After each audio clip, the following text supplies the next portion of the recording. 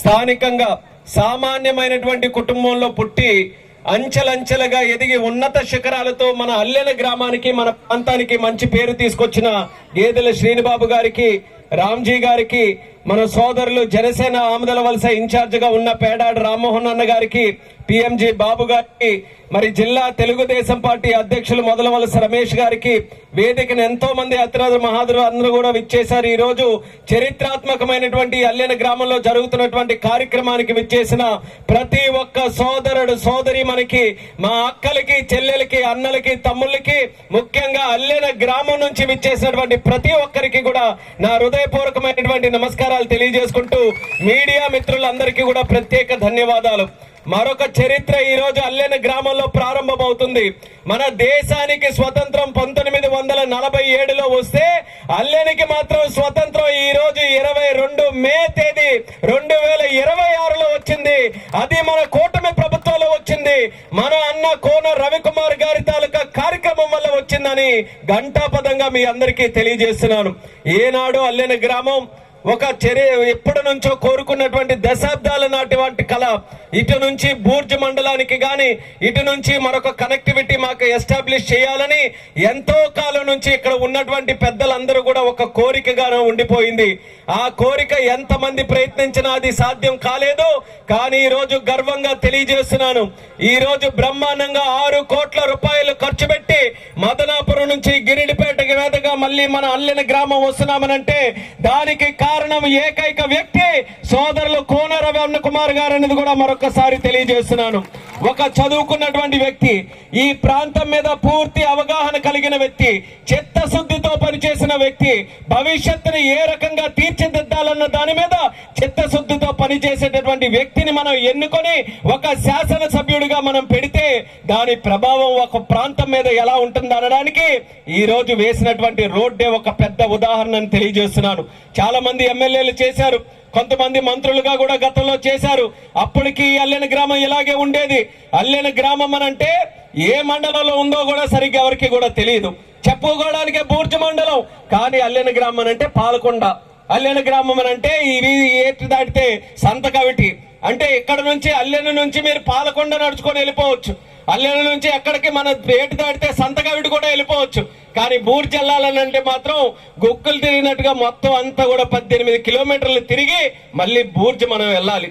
అంటే మండల head quarter కూడా సరైనటువంటి కనెక్టివిటీ లేకపోయినా గతంలో ఉన్నటువంటి ప్రభుత్వాలు, గతంలో ఉన్నటువంటి నాయకులు ఎవరి వల్ల సాధ్యం కాలేదు.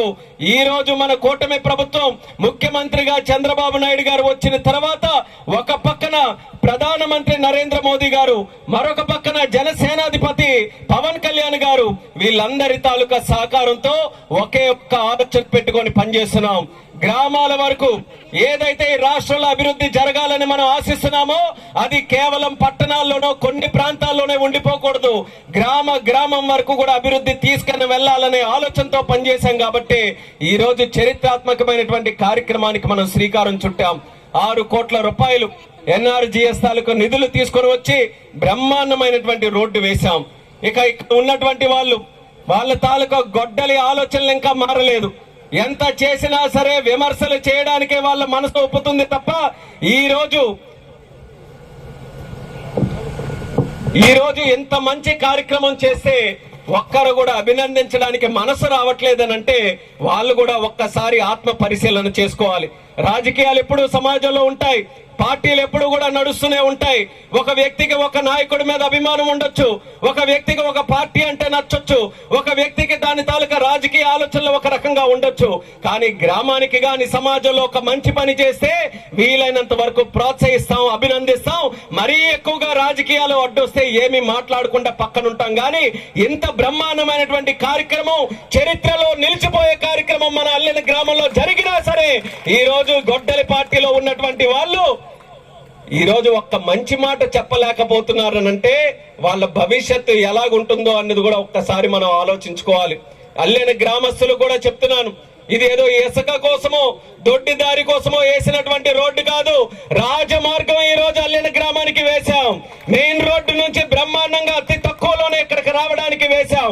అందుకనే రవణ చెప్పినట్టు ఇక్కడ ఉన్నటువంటి పొలాల మధ్యలో ఎవరికైనా తెలిసి ఎవరి పొలం ఎక్కడుందో కూడా సరిగ్గా తెలిసేది కాదు. ఎక్కడికి వెళ్ళాలనంటే డొంకల నుంచి మీ పొలాల మధ్యలో నుంచి ఆ నది పక్కన ఉన్నటువంటి పొలాలకి మీరు వెళ్ళేవారు.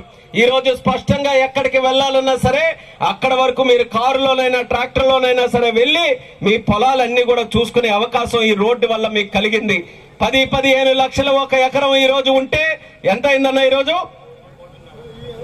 కోట అన్న అంటే మళ్ళీ నీతోనే కొనిపిస్తారు. అది కోట అంటున్నాడు మా రామకృష్ణ అన్న. అయితే మరి మీరే చూసుకోవాలి. మరి